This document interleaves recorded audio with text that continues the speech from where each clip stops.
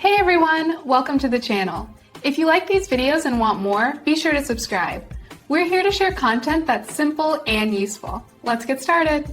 Removing VBAudio cable is a simple process that helps clean up your sound settings.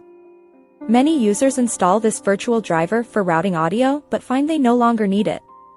To start, close any applications that might be using your microphone or speakers.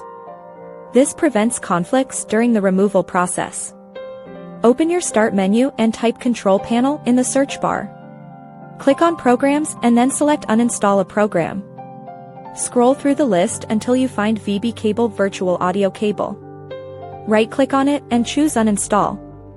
Follow the windows that pop up to finish this step.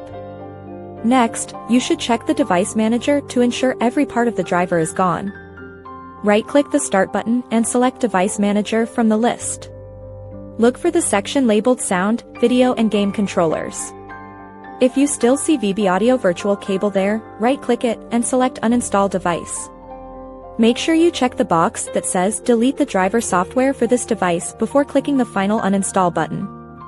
Now you must restart your computer to apply these changes fully.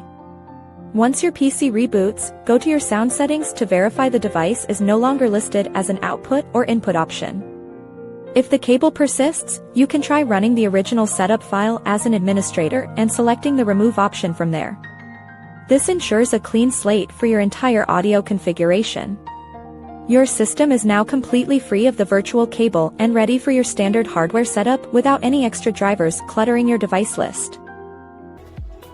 Thanks for watching. Please like and subscribe.